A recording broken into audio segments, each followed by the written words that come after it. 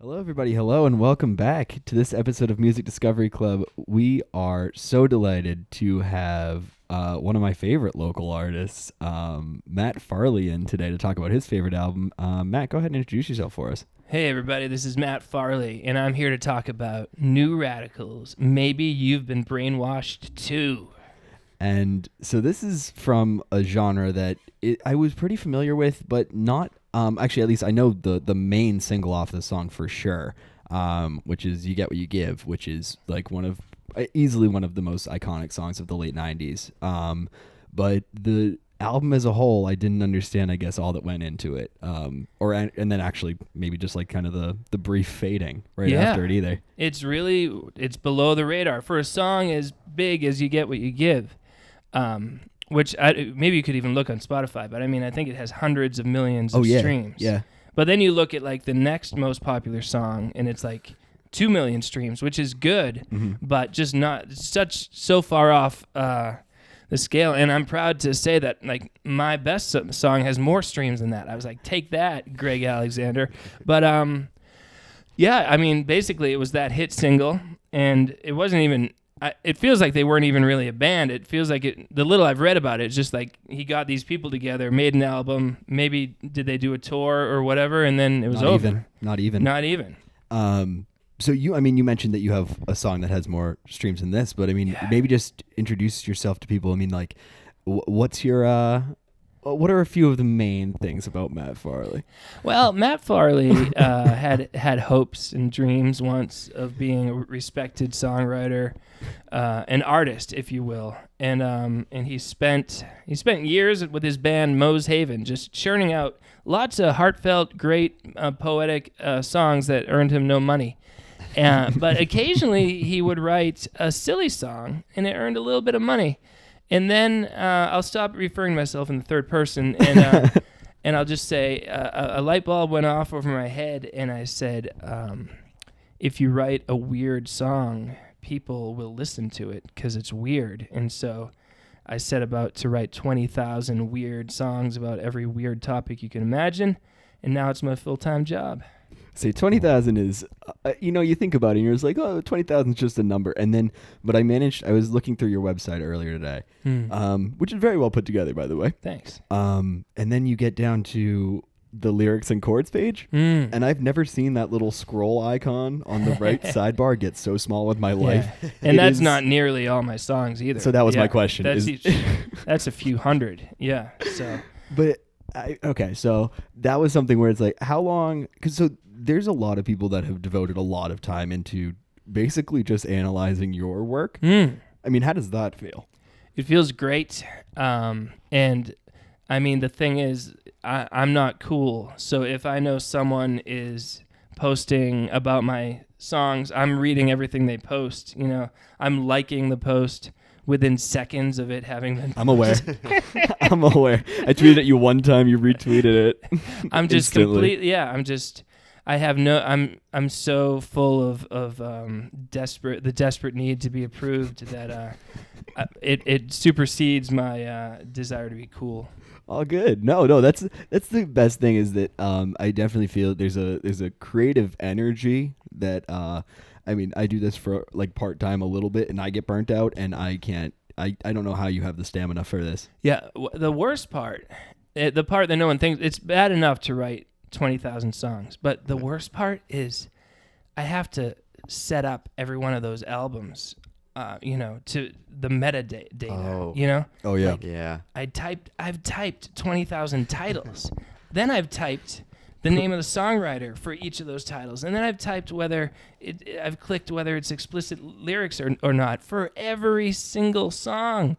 It's awful, and I have so many songs on this website that I use to put it out there, CD Baby, that the account goes really slow because it's just like it was not built for this many songs. I have 2 accounts now because it got so slow. They told me, they're like, look, we can't handle it anymore. You just start a new account. And so I mean, just hours on the couch on a laptop, just clicking buttons. And the crazy part is, while I'm doing it, I have this voice in the back of my head saying, like the document, the narrator of a documentary. Farley continued to click the buttons because he knew one day he would be appreciated. He types poop one more time into the metadata. This is his 300th poop entry this morning. He's yet to have breakfast. Exactly. So what is so I saw there's a someone created, or maybe it was you, someone created a search engine for all of your songs, which is crazy because I was able to look it up, and I looked up my name because I'm vapid, and I also just wanted a good like core subject, right? My name's Anthony. It's not like super common enough. Yeah. 17 results. Not bad. You released 2 songs about Carmelo Anthony, one in New York and one in Denver. So hard to keep up. I got it. Where is he now? Portland? He's in Portland. I can't keep up. You got to make one about all the Portland cities. The Portland sports songs teams. have slowed down specifically for that reason. It's like I put out an album and then like the next day headline a trade. I'm like, no, not God a damn trade. it. Todd Gurley's in Atlanta now. But no, that's great. I went through and I listened to a few of the songs, right? Yeah. Because I am a bit of a historian. I'm not gonna call myself a hipster of yours, but I mean, I think I know more than the average bear when it comes to Matt Farley. Oh yeah. Right. And I was listening to the Anthony song. Yeah. The Anthony song sounds a lot like the butt face and the fart face songs, and I wanted to ask you, are you plagiarizing yourself? Is it plagiarism if you copy yourself? And also, are you doing it on purpose, or is this just by accident, just creative flow? Sometimes you think like Anthony, butt face, fart face. So for that whole series, the guy who sings your name over and over again, it's just one track for 1,700 names. Oh. And yeah, but I felt guilty about it because as if you need to have artistic integrity when it comes to singing a person's name, and yet I still felt the need. So for the new Name Poop Song series, it's a completely new composition for every name, and that is insane. It's crazy, but as I'm doing it, the voice is in the background. Farley, with renewed integrity, writes yet another melody for the Justine Poop Songs. I was going to ask, I've always thought, when people with 20,000 songs, I'm sure some of them you said I've come up with in 2 minutes, sang in 2 minutes. Yeah. Is there anyone that's come up to you as a fan or someone that's been what you meant by this song, gives deep, meaningful conversation? No, actually it is. Or is there any time that's ever happened before? Yeah, I mean, people have come to me with interpretations. And obviously, probably not of poop into a wormhole. They're not, everyone. That song is completely on the surface. A classic. Yeah. But I call them my no jokes albums. I joke about wanting to have integrity and to be respected, but I really do, and I swear I'm really good. Sydney DeLorean will tell you. She's heard those who pay close enough attention will find legit good albums, and so, some people frankly with those albums I've stopped kind of describing what I think it's about because like a lot of great songwriters, and yes, I consider myself in their category.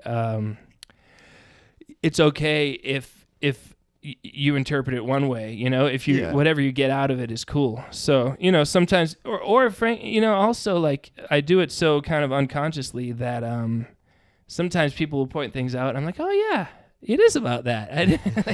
You're right. I didn't even know. Subconsciously thought that. Yes. Yeah, they'll point out little things. So it's pretty cool. The so you've written under, you say 70 plus. You could easily fool me and say 120. I was just trying to catalog some of them in my head. Impossible. For all the different names. The different names. The aliases. It's up over 80 now. I know that much. Oh, wow. Yeah. A few of them. Paparazzi and the Photox, a classic. Oh, That's the original one that I knew you by. Nice. The Toilet Bowl Cleaners, which is honestly bona fide stars. Yes. Yeah, big time. And then the man who sings about poop, puke, and pee. The Odd Man. Oh my God! How did I? Oh God! I screwed that up. Don't forget the very nice, interesting singer man. I know. He's great. Mm-hmm. And he's been through a lot. I was told to ask about Roy. How's he doing? Well, he's in college now. He goes to BU. Good. Yeah. Nice. Was there some sort of surgical situation? He got with Roy? lobotomized by me. I lobotomized him. That's great. So the character of the very nice, interesting singer man, he's got 8 albums where he's just happily singing about heating oil and dresses and body parts, you name it. And then he just snaps and just admits that like he's miserable. He's never had any relationship in his whole life, and he's addicted to acetaminophen, you know. Oh, it's Fucking crazy. And he likes to punch strangers in the face. It's a really deep mythology that you have to listen to. And then the next album, I give him a lobotomy, and so that he'll go back to singing novelty songs. You know? Yeah. And he does an album called Sports and Games, and it was supposed to just be jolly songs about sports and games, but like every other song, he's like, my boss gave me a lobotomy in the middle of a song about football, and it cracks me up. Oh, I'm so proud. I'm so glad Sydney asked me to ask that. Yeah. Yeah. And then he fell in love. He went to he met Kathy, who incidentally used to date the guy who sings songs about cities and towns. No way. Yeah, it's a little love triangle. This is a whole lore Yes, that I'm I missing know. out lore. on. But the thing Whoa. is, it's very subtle. Like, you got to listen for a while and then be like, wait a second, Kathy? Wasn't Kathy? You know, it's great. Yeah, I'm so proud. I've got 19,800 songs to catch up on to Yeah. catch all of Honestly, me this too. lore. You can skip all the happy birthday songs. Okay, you think so? Yeah, I absolve you. All right. I personally like the song "Anthony, Will You Go to Prom with Me?" It's very progressive. Oh, that's my... Very progressive. Do I sing it or is my wife... I think it's my wife. I think who it's your sings it. wife. Yes. It's very Yeah. progressive because it's it's not very common that you see a woman ask a man to prom, and I was taken aback, Yeah. Mhm. simply floored. It was good just to show her what it takes to do what I do. I was like, I brought her down in the basement. I was like, all right, Anthony, and she had to sing it, and I hit a bunch of buttons. I'm like, okay, Keith, and then she had to do it again. She got real bored real Does she fast. have any musical background? Yeah, she She plays sounds like a piano. good singer, Yeah, but she plays piano and guitar, and she likes good music, so it's cool. As I say, so sometimes a performer forgets their lyrics, right? It happens all the time, and you see it. It's kind of embarrassing for them. And personally, the way I always thought of it was like, how do you forget the lyrics to a song that you wrote? Right. What happens when you forget your lyrics? Yeah. I mean, I forget entire albums. I was going to say Yeah. you must forget personalities. Yeah, I mean, I'm surprised by my own work all the time, you know. So that's fine. And when I do performances, I usually have the lyrics in front of me because I don't perform a lot, and I just don't have the time to learn it, unfortunately, because there's more songs that I got to write. There's one clip that I saw, which was Billie Eilish, like a video of Billie Eilish, like she was at like a thrift store or something like that, Yes. shopping for clothes. She's like, I have this song stuck in poop stuck in my head. She's like, it just goes like poop poop poop poop, and she's like, I can't. It's like, oh, it's by like the toilet bowl cleaners or Yeah. something, and I forget how I definitely didn't see it before you, so I think you might have retweeted it or something like that. I do regularly, yeah. The craziest mention or shout out you've ever gotten from anybody? Oh, that's big. That one's big. Seriously, I bet that little clip has earned me like $5,000. I'm not joking. In Whoa, terms wow. of when you see all the comments on YouTube, Billy brought me here. I can't believe Billy listens to this. Billy, you know. Recently, you guys know Charlie Puth? Yeah. Yes. Yeah. Yeah. He put out a TikTok video of him listening to the Charlie Poop song Really? with a little like text on the thing saying like, whatever you do, don't search your name plus poop in the sound section, you know? And that happened. Someone texted me, Charlie Puth just posted about you. I find it on TikTok. I'm so happy. I'm like, yes, this guy is huge. He's got tons. It got like 40,000 likes in 45 minutes. And then, oh no, guys. Oh no. Somebody got to Charlie Puth because the video was removed. Oh. Hard. I'm trying to start a hashtag, repost the Charlie Poop song. It's not catching on though. Yeah, I just tried to look it up and I couldn't find it Yes, anywhere. I was know. like, what is this? That's why. I got it on my phone though. I got someone still recorded it before it got removed and sent me the video. Good call. They knew. They knew it was too good to keep His up for social media guy probably called him and was like, Charlie, this is not good for your brand. Charlie, you got to take that down. He's like, okay. So this album, not to hard pivot at all. That was smooth. Yeah, very smooth. Yeah, my transition game is incredible, especially when you point it out. Yeah, right. Absolutely. Yeah, it works perfect for me. Yeah.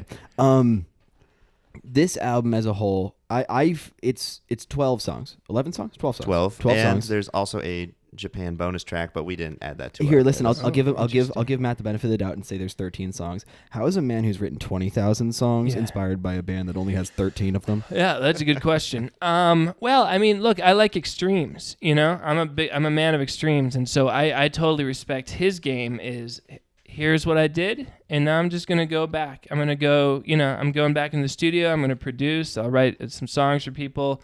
Blah blah blah. But this is all I have to say, and it's like. One or the other. It's either 12 or 20,000. I like it. No in between. Yeah, Absolutely. those are the only two options. So, what about this album? I mean, genuinely did because the sound is. I mean, your sound's pretty eclectic. Yeah. This is also fairly not even eclectic. It's definitely like fringe though. Yeah. It's like it's alt rock. So like I'm pretty familiar. That's kind of what I was raised on, but not the entire like gist of it. There's some songs in here that are pretty out there. Yeah, definitely but it's very bizarre. well produced, though. Oh, I mean, it is 100%. 100%. It is, you know, my stuff is lo-fi, and I let everything fly. You know, mistakes, keep it in there, it's fine. But this, like, this guy's a great musician. I don't know what he plays or whatever. He's a great songwriter, is what I think. A songwriter and producer, it seems. But just.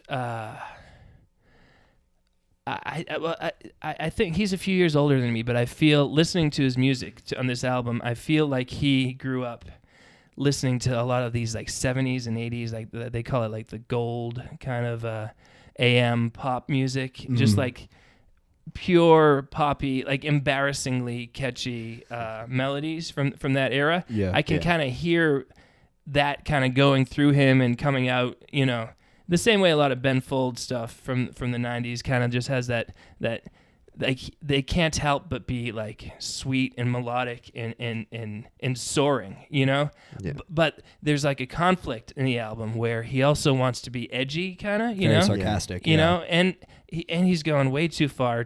Like half the time I'm like, Greg, what are you talking about? Stop talking about drugs, Greg. Yeah. Like, we get it. But this makes it fun. Like, it's compelling for me because it's like he's much better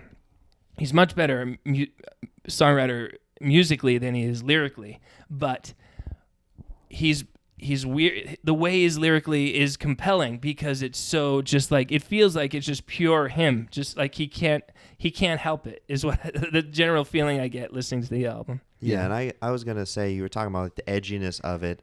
This was right before the post-punk revival. If you think like Franz Ferdinand, the Kooks, you know, I kind of got like that feeling from the album, a little bit of like the edginess, you know, kind of like not teen angst, but like kind of similar there. Well, in one of your notes, you mentioned how like suddenly, like out of the blue, it's like that was the electric guitar. And it's kind of like he's like in the studio, he's like, what do I do now? I don't know. Let's throw in this crazy out of nowhere electric guitar, and it's like, and there was, it felt like just there was no one there to say no to him. Like they gave him the key to the studio and was like, all right, kid, do what you can do, and he just like the opening song. It goes on forever, you know. It's 6 minutes long. I'm like, super what long. And then near the end, it's a breakdown, and suddenly like some Rastafarian kind of guy comes like, and once again, it's like there was no one in the studio to be like, Greg, please, Greg. Let's make it 3.5 minutes. I mean, this weird break, and suddenly the voice comes on, like the operator's voice. Please deposit, you know, and it's like, what are you? This is crazy, but this is what I love. It's like unfiltered, pure. This is his unfiltered, pure vision, and I you know, I cringe sometimes listening to it. It's, you know, but that's the price you pay. Brian Wilson of the Beach Boys. Yep. Another one of my favorite albums is called Beach Boys Love You from 1977. And it was the one Beach Boys album where Brian Wilson wrote all the lyrics. And the lyrics are just like off the wall. And there's a song called Johnny Carson. on that album where the lyrics are just like, he sits behind his microphone, and then the Beach Boys come in and they're like, Johnny Carson, and you're listening to it, you're like, what is going, like, does he even realize this is funny? I'm not even sure he knows this is funny. Like, and so that is bonkers. I mean, that Beach Boys album is bonkers. I highly recommend it. This one is a little bit more reined in, but there's moments of that, and maybe you've been brainwashed too, and I love it. In terms of the actual sound, I just have this thing where I don't think this could have been produced in the Bush administration. Yeah, like I don't know if there's any other album like this that I've heard that kind of sounds the same way. At least like it is a little bit sarcastic. It's got a little bit of like biting criticism in it. Yeah. The lyrics are there's a bunch of drug related lyrics, but like drug stuff has always happened and still happens and stuff like that. So that commentary is always kind of common, but having just like the same sort of like glossy finish over it is like, it's very late 90s. It's very much of its time, yeah, production wise for sure, especially 100%. Yeah, production wise. But what lifts it above is just like, this guy can write, like he can write really good, like the chord progressions are awesome, and hooks on hooks. Hook upon hook. Just like I'm getting goosebumps just thinking about it. Just every like what's the one with Amelia Earhart? Yeah, Someday We'll Know. Yeah, Someday We'll Know. That's like, a great song. I love that song. It's so catchy. Again, it feels like that like I could hear some band from the late 70s, or even Air Supply from the early 80s, like just this off, like painfully sweet pop music, and in the lyrics he's like, like, whatever happened to Amelia Earhart? What do you care? Like, who cares, Greg? Like, it's really, really deep Samson and Delilah reference in that one too. Did the captain of the Titanic cry? Like, certainly don't know. What is, like, but once again, I just feel like he was just writing it, and it doesn't even matter, because it's like, someday we'll know, and just like you're like standing up, you got like the lighter lit, and you love it. Oh, at least I do. No, I do. I have a genuine deep appreciation for this album now, and especially because it lives on it lives in a time capsule, and like it hasn't been followed up. There is nothing that sounds like it. Almost, it would be tough for me to even look at people that maybe would be musically like, and this is like maybe a testament to kind of the avenue that you've taken with your music, is just like musical inspiration from this. I don't know how many mainstream artists would actually pull from it. I know, because once again, it's just crazy, because Get What You Give is still kind of everywhere. Iconic. You still hear it a lot, but anything else on the album, no one's talking about it, but we're going to change that tonight. I think so. Yes. That was the intention. Well, it's like, I mean, even it must have been Someday We'll Know, I think, is covered by Hall & Oates. And it's covered by Mandy Moore. And I was like, damn, like this is actually, these are big artists and that are. I mean, Hall & Oates is such, like, that's, I was saying Air Supply, but it's really, in terms of like influencing this guy's sound, I mean, that Hall & Oates kind of, that just sweet pop. Yep. And just embarrassingly sweet, you know what I mean?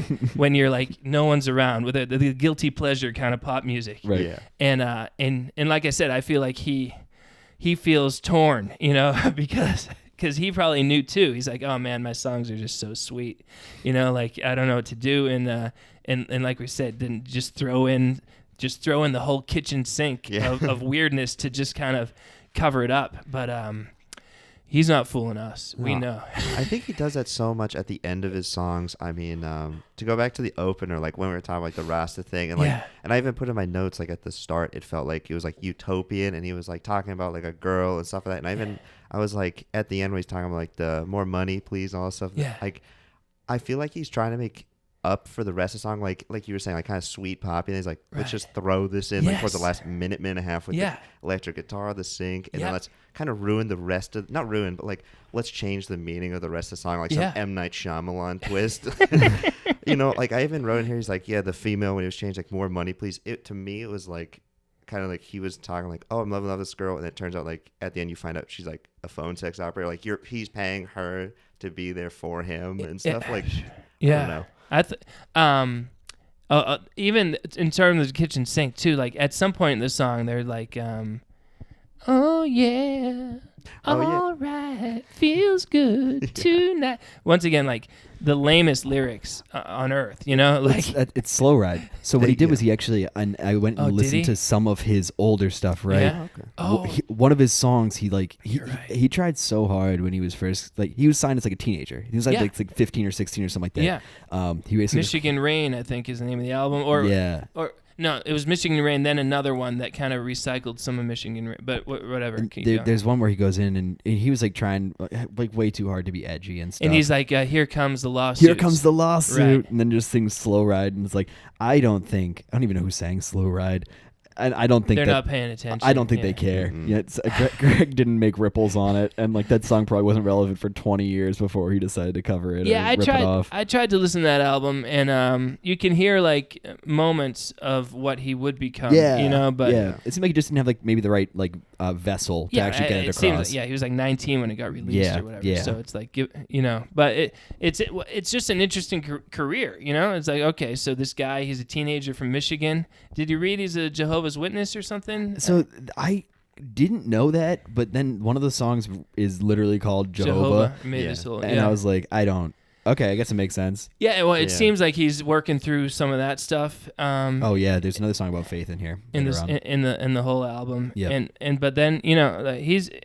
I don't know about how many interviews he's given, but I mean it's so cool because I mean if two strangers from Boston want to talk to me about music, I'm there in a heartbeat, desperately talking about myself, you know. But he seems who knows, but he seems content doing his thing, and that's cool. Definitely. Yeah, no, I was just going to say finding an interview with this man, Yeah. especially within the last decade, is impossible. Yes. Like, he doesn't go out at all. I mean, other than when you were talking about winning the, He won an Oscar, Oscar, or he was that's right. nominated for an Oscar. nominated for Oscar. Other than that, Yeah. I couldn't find nearly anything on the guy. Yeah, and it's cool, and then that just lets us kind of, it leaves it to our imagination, and Yeah. it's like pretty cool. Now, let's talk. We got to talk about "Get What You Give" a little bit more. Easily. Yeah, no, Absolutely. trust me. There's plenty of space in there for it. First time I heard it was in Rhode Island. I went to college in Providence, and some of my friends and I went to this thing called Rock and Bowl, which is like bowling except the lights are low and there's a disco ball. That was it. But "Get What You Give" plays on the speakers, and I was just like, oh my God. The first time I'd ever heard it, and I was like, this is unbelievable. This is so good. My brain is exploding. Like, when the night is falling. Sorry. No, you're good. No, but you're just good. like- You're way more in pitch than Andrew usually is. I'll have you Exactly, sing come on. every single time. Like, oh, it's so good. And then just everything about that song is so good. And, you know, like you were saying, you know, then he's got to get a little weird at the end where he's Knoxville, Tennessee is calling. I give out my phone number to strangers. in your I was songs. going to ask Yeah. this. Yes, not only his songs, his infomercials, too. Oh, yeah. Yeah, In the it's- movies, too. Yeah, everywhere. So I'll call them back on my way So that's home. your actual. I thought maybe you just had two phones. No. No, that's your main phone. Because I realized I knew your phone number before you were like, oh, here's my phone number. I was like, no, I know it from the Fred Toucher song. That's how I know your phone number. Okay, so what I read, I don't know if it was someone saying this, it might have been a quote from him, but I read that the whole Beck and Hansen thing was that he really wanted, it was like an experiment, because the line before Beck and Hansen is like about health insurance, rip-off lying, FDA, big bankers buying, Yes. fake computers You're crashing. so close. One more bar. Cloning while they're multiplying. Bingo. That's right, Nailed it. 4 for yes. 4. And then it goes into the Beck and Hansen and Courtney Love. Yeah. And Yes. basically what he was saying was, let's see what gets people more upset. Criticizing a celebrity or pointing out like corruption in our real world. And obviously the only thing people pay attention to. So it's With a 4 bars after. it's yeah. like he's got it's interesting. You know, you got a little point there, and I never even made the connection until like within the last couple of years I happened to have read that, and that's pretty cool. Very weird. I mean, of all the people to call it, like I understand, like Hansen was the punching bag. They were 3 very small, young punching bags for the entire music industry and Yeah. entertainment industry for like 3 years at the end of the 90s. Yeah. But like Marilyn Manson's he's not mainstream. If you're gonna take shots at like the mainstream in the music industry, I don't know if Marilyn Manson's the one to do it. Right. Courtney Love, I thought that was maybe like a Kurt Cobain dig. Yeah, a little but bit. maybe not. And then Beck is like probably one of the closer artists that I can actually equate to Greg Alexander a little Yeah, bit in terms of their sound and their stature on the outside of like the mainstream. Yeah, I mean, no one considers Beck a sellout by any No. means, you know. No. So it's interesting, but it's cool. I mean, it's gonna date it a little bit, you know, like in another. It does. No, I mean it does. Yeah. It's already over 21 years old. So Yeah. like it is a little dated. I mean, I know I caught the very end. Like I was born in 97, so like Mbop was kind of like a little before me, but I know it is now. Yeah, Yes. yeah. They're another one. I mean, talk about the sweet, pure pop melodies. I mean, Oh my God. you know, it's like, Greg, who are you to criticize Hanson? I mean, just because you throw in the Rastafarian guy, you're is that the right term? Is that what that? No, that, it was like a reggae It's infusion. whatever you want to call it, but it is hilarious. It's hilarious, and I don't think he thought it was funny either, or like, I don't know. It's almost like you've seen The Room, Tommy Wiseau's The Room. Yeah. You know, Yes. it's even like that where just like I don't think my sense of humor and Greg Alexander's sense of humor are not the same by any means. I feel like there's in the way that he writes the stuff, he writes it honest, like he's being very honest. Like and when he thinks it's funny, he doesn't think it's funny like ironically and detached. Like he just thinks it's funny. Do you know what I mean? I don't Yeah, know. a little bit. Yeah. It's hard to explain. I but, did find some of like obviously the imagery in it. It's very straightforward. Like the song is pretty much just an empowerment anthem, but it's also like an anti-establishment anthem. But it's also it's not thin. It's not veiled. It's very thinly veiled. Yeah, his heart's on his Well, gosh it's like darn even like sleeve. you watch like the music video and like they're at a mall. Yeah, it's like teens how just destroying how it. like late '90s angst can you possibly Right. be? Avril Lavigne will do it 3 years later better. Like, Yeah. it's actually I say that with like tongue in cheek because I really do like the music video. That's an iconic music video for me. It's a fun one for sure. I love whenever it makes me pumped up every time I see it. Like that's the whole thing. But I think that's what I was going for, and it's a little bit more of like the simpler, more catchy, like poppy songs on the album. Oh, which, for sure, Which kind of yeah. leads into it, which is kind of funny. Like this is more of like it seems like the most like upfront, in your face message, like with the last like couple lines. Yeah. And then it's like the catchiest and poppiest and most popular. So it's like little irony there, like a little bit. Definitely. No drugs though in that one. No, Yeah. drugs. not good for the radio. Yeah. But I saw like this song has respect from like legitimate artists. I saw like something that The Edge did. I think he did an interview with like MTV or something Yeah. like that, and he said it's the song I'm most jealous of. I would have loved to have Yeah. written that, and like that makes sense now because I was trying to think of what song this kind of sounds like, and it kind of sounds like a late '90s, early 2000s U2 song. Yeah, it sounds especially it like sounds Beautiful a Day, like a like- Vertigo era Yeah, U2 song. yeah, like from that's that, yeah. it's kind of like right there, and I guess it makes sense then that like The Edge has respect for it because It he is- probably borrowed a ton of inspiration. Oh from it. my God, it's so good. Yeah. Hats off to Greg Alexander, the great Greg Alexander. He's probably listening to this actually. Hey, Greg. What else? What Probably, else is he up yeah. to? He's not touring. Greg, my personal phone number is 603-644-0048. Let's call and let's chat about this album because. So I got the album. I'd heard that song in 97, 98, whatever. Yep. And then 2000, 2001, a guy from work was like, "You got to hear this album." And I was skeptical, but he made a copy of it for me, and basically just for the next several years it was in major rotation, and since then just keep going because it's so good. So okay, so we got Mother We Just Can't Get Enough is one. Way to Yes. go. Yep. Followed by Get What You Give. Sure. I'm gonna let you go ahead and you're gonna You can guess you're this gonna one do out. it. You're gonna do it sans notes. I hope I didn't just give away the ending. That is Oh correct. wow, you nailed it. Boom. Wow, yeah. So that song, 2 minutes.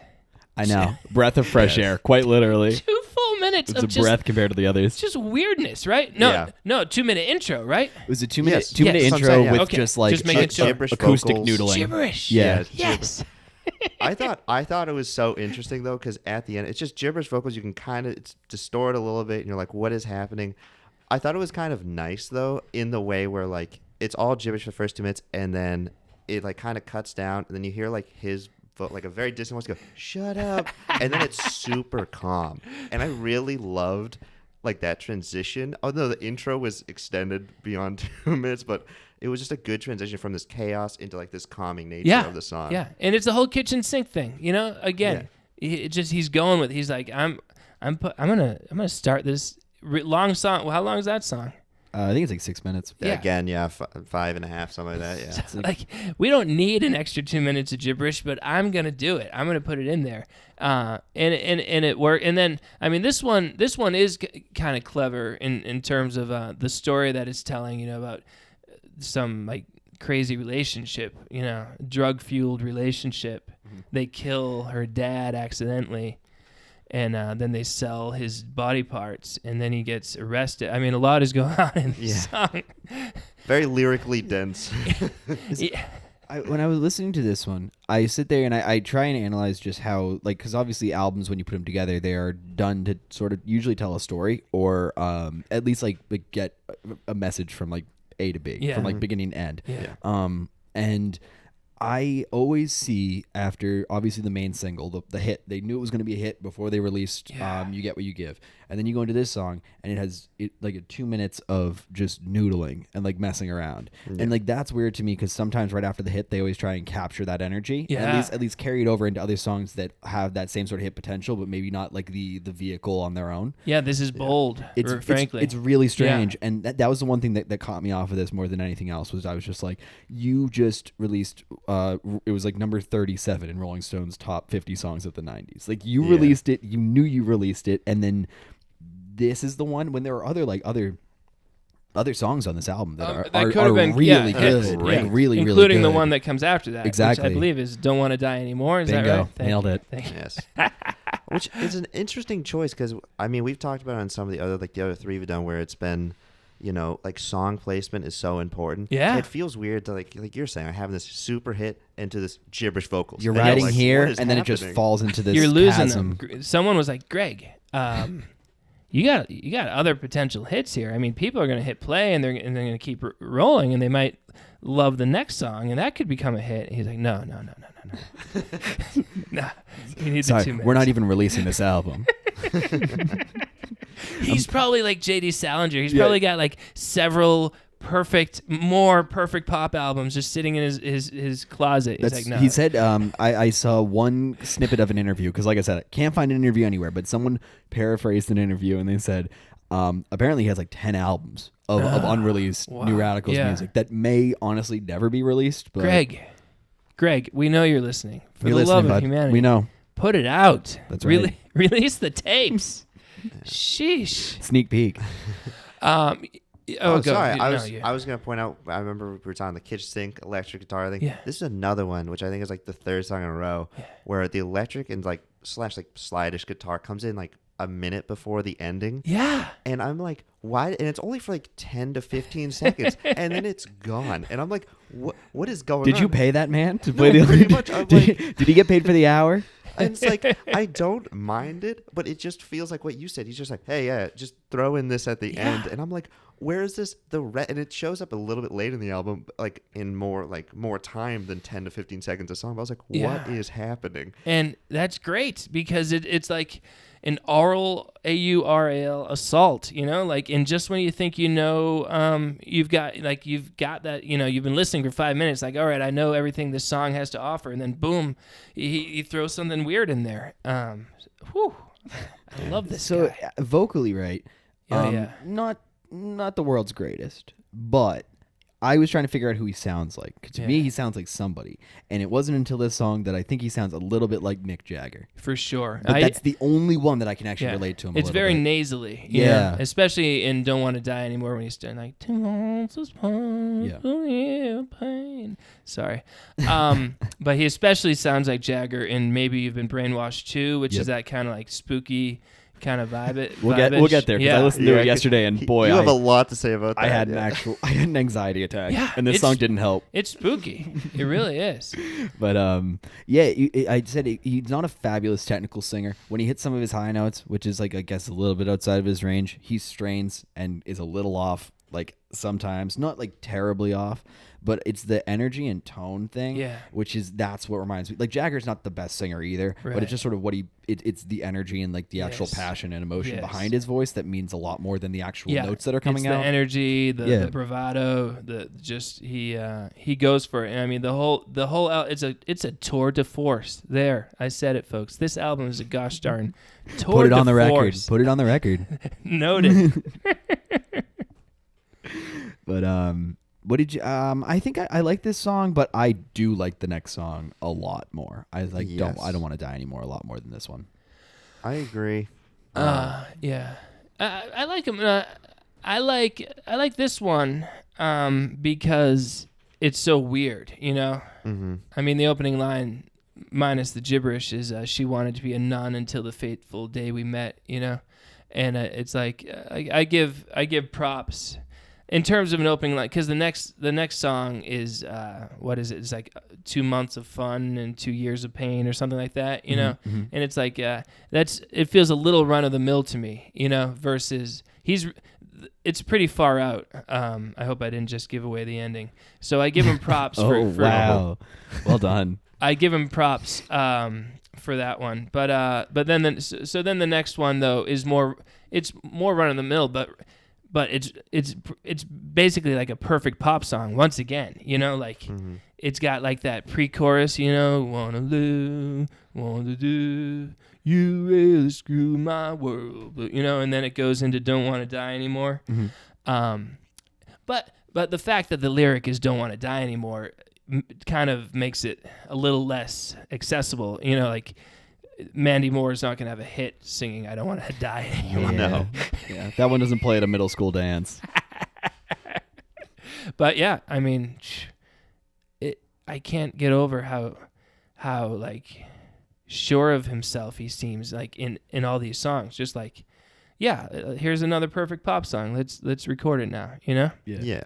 It's this it was the first one on the album that I think they were all the ones before it were a little diverse, but this was the first one, like the heavier guitars, the deeper drums, that sounds it shows a clear diversity of sound from the band. It's one that like you could even convince me that like even if you didn't, let's take his vocals out of it and just say if you just heard the backing track for all of them, you would assume it's done by a different band.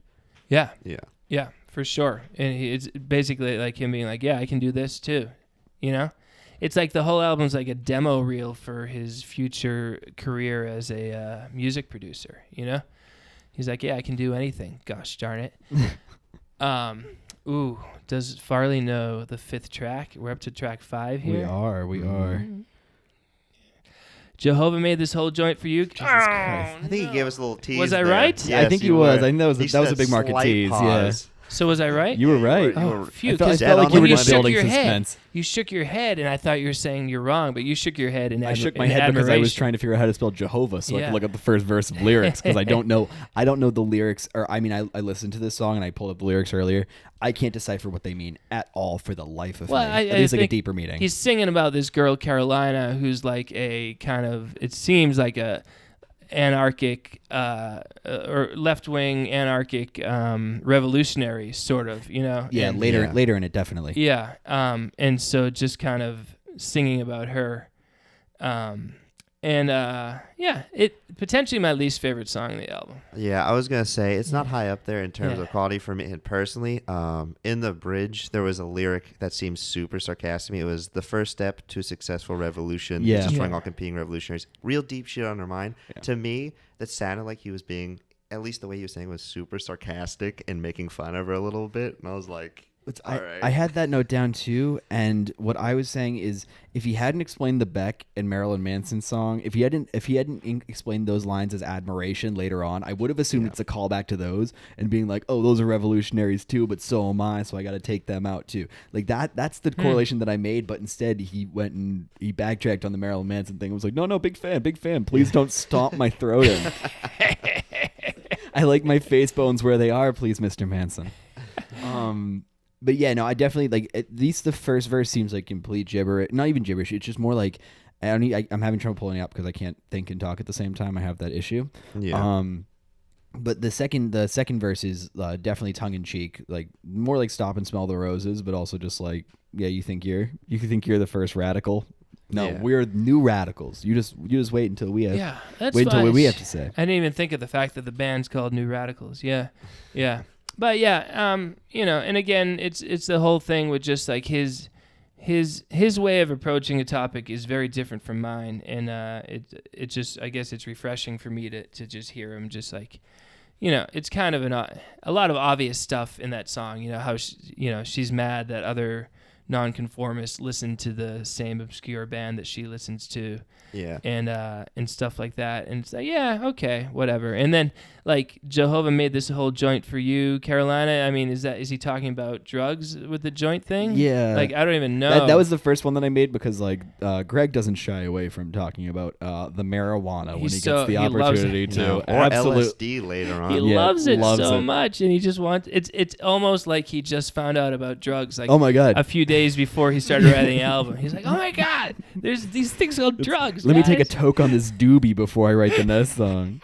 The one thing I feel like lyric I really thought about in this was it gets repeated. Isn't it wonderful to be alive? Yeah. And it feels like he's in the song. It feels like he's asking Carolina, but truthfully to me, it felt like he was asking himself. And at the end, whenever he was saying like crying, dying, at the end, I'm like, is he saying it's worth it or it's not? You know what I mean? Like it was like he was having an internal.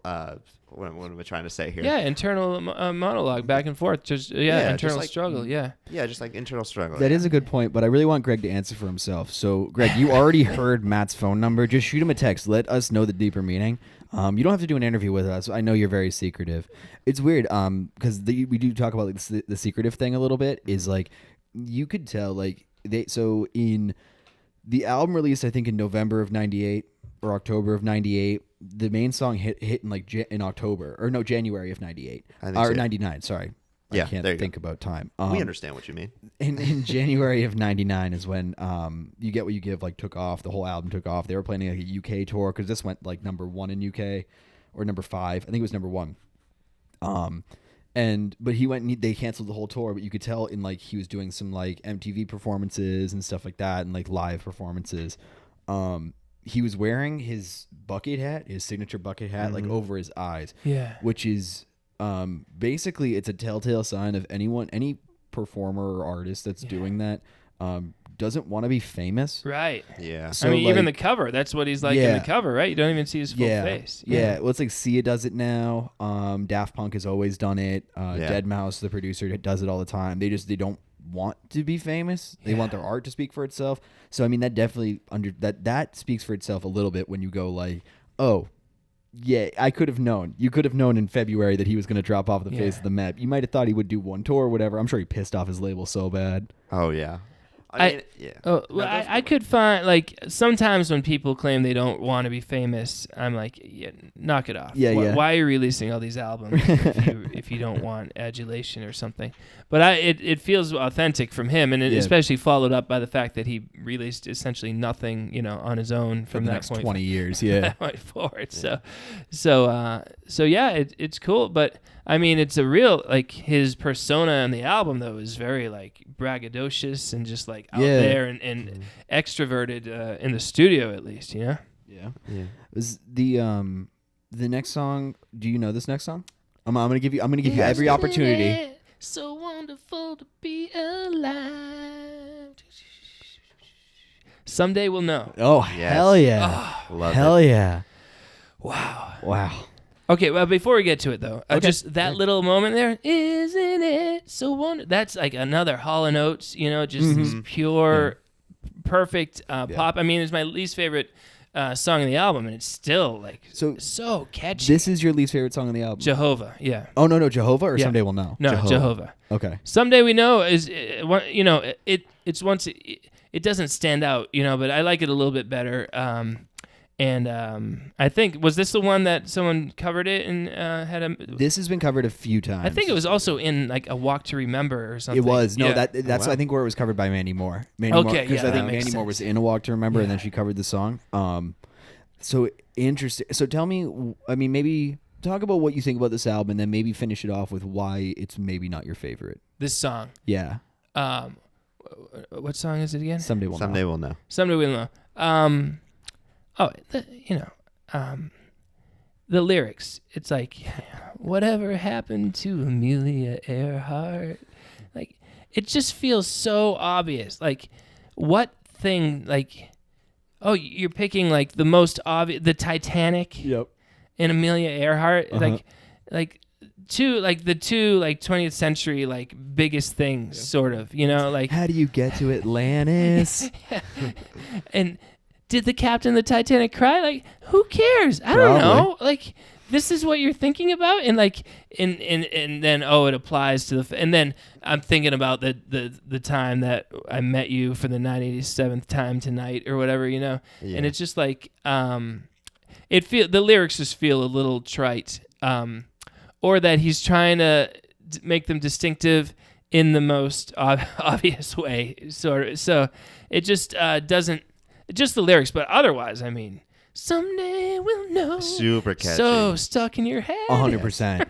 And I mean, go ahead. You speak on it a little too. Yeah, so I have more to say about it. I think. Well, I was gonna say mainly to the opening line. I don't know why it reminded me, because the opening line is 90 miles outside Chicago. I was thinking the Proclaimers when that happened. Like, I'm gonna be 500 miles. I'm just like, but he just shortened the distance. He just made it like easier for. He's not marching anywhere or back. Exactly, and he also, the weirdest thing to me, whenever you were talking about like the lyrics and stuff to me, it just felt like the stereotypical love, like breakup love song. Yeah. I'm longing for this woman, because the line was, "I'm speeding by the place I met you for the 97th Okay, that's the line. time tonight." Thank you. Yes. Then he's like, "Someday you'll know that I was the one for you." Yeah. And I'm like, this is such like nice guy, like Yeah. stereotypical thing. And then the main one that kills me at the end is I bought a ticket to the end of the rainbow. I watched the stars crash in the sea. If I could ask God just one question, why aren't you here with me tonight? Yes. And it's just like, I imagine. That's the one question? Wait, you have God on the line? Exactly. Like, Hey, God, we have Matt's phone number earlier in the If I podcast. had God Just on the rewind line, it a little bit. I'd be like, God, tell me more about the making of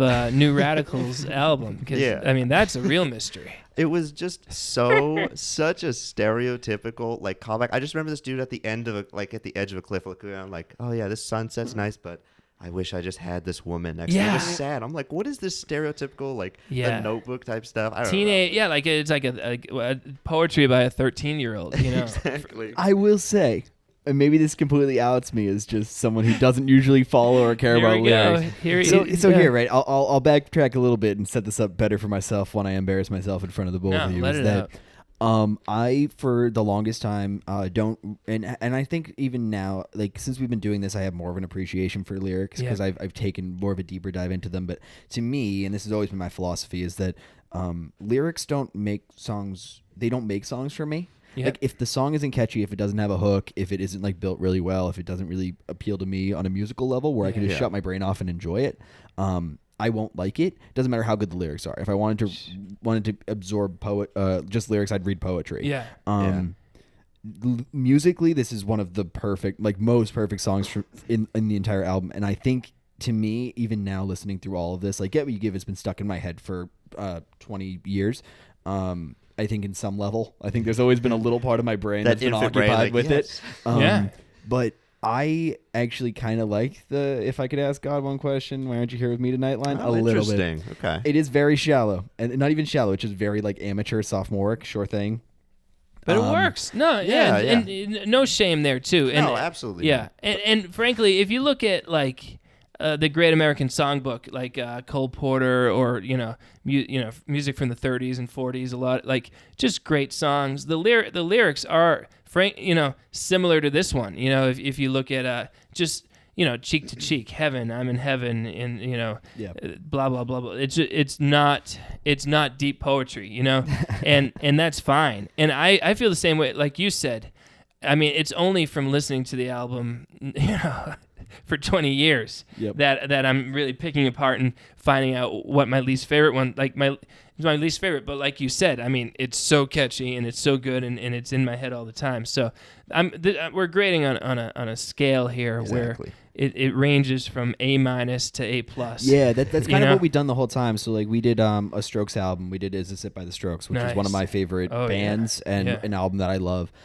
Before my friend Drew, and when we were going through that one, I felt, and like that was one where I felt a little more justified in having like harsher opinions towards some of the songs because I loved the band, and I feel like because I have an admiration for the band, I feel justified in being able to go ahead and Totally. take digs at Yeah, it. exactly. Which is probably, I think, the same place where you're coming from. It's Yeah. like, I've listened to this song for 20 years. It's my favorite album. I can go ahead and call Greg out for Yeah. his lyrical blunders when I want to, because I put a ton of money in his pocket. I like just calling him Greg, like we Just know Greg. him, you know? Yeah, you know, Greg, Greg with just two Greg. G's at the Two end. G's. Yeah, Yeah. double Absolutely. G Greg. Double G Greg. I did like the Samson Delilah line a little bit. I think it's the most like punishing thing. It's the most like I don't even know. It's maybe like the rudest and like harshest thing you could ever say to a woman is call her Delilah. I like that. Mm-hmm. I like that. So that's the one thing where I was like, man, he is really hurt. He is really. I mean, I think I love the message the song is trying to send, but like the lyrics to me just aren't like. It is very butthurt. It's Yeah. very creative and very very butthurt. And I'm going off of you when I'm saying like lyrics won't necessarily. The lyrics have to be so good on a song for it to make it. Like one that pops in my head is like "Cats in the Cradle" by Harry Chapin. Mm-hmm. Do you know that song? Like, Of course, yeah. For some reason, like that song to me, and like my dad showed it to me when I was young. So like the lyrics to me make it, but like the actual instrumental version, I'm like, I could do without this. Like Yeah. just the lyrics for this, it's like just super catchy, poppy, and Yep, like yep. the lyrics are kind of like, they're there. It's Yeah. a good meaning. Well, it's like but- bad lyrics can ruin a song for me, so I understand. I think that's probably where you're coming from. Is like the bad lyrics definitely pull you out, and for Yeah. me, they just don't.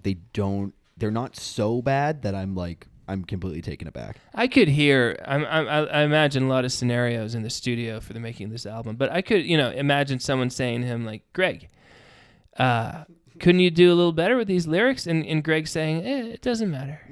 It's good enough." And he's right. He's Yes, right. he is, He's like, yeah. Manny Moore's still gonna record this in 10 years, and everything's Who cool. are you and why are you floating?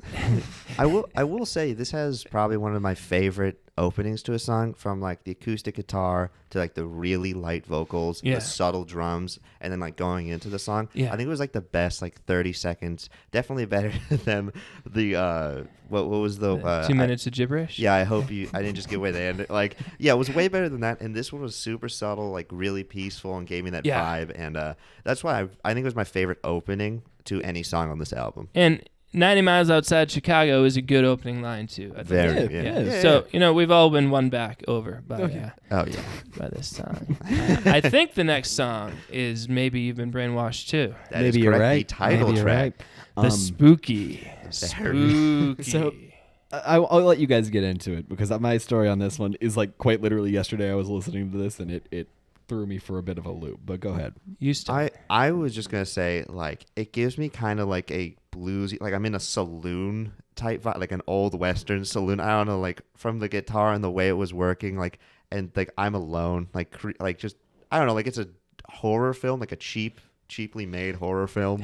Nice. Like that's what I imagine in this, because it sounds so different from the album, coming from this catchy pop, kind of sad song into this weird Maybe You've Been Brainwashed too. Like, and as a title track, it's so odd that it's like 7th or in the list, and it's Yeah. the most different one out there one. And but no, I do think they had some good parts. Like there was a dropout of like all the instruments into like Yeah. a solid synth sound like 3 minutes in. I really love that. Yeah. But That song's all about the vibe, and it's a dark vibe. It's very very echoey. It just it's like just everything about it. Musically, it's really just like just one kind of main riff going over and over and over. Maybe there's a slight change at one point, but very little. But this one sounds to me, his voice sounds a lot like Jagger, especially like Jagger circa 1980. Prime Jagger, as he's otherwise known. yes.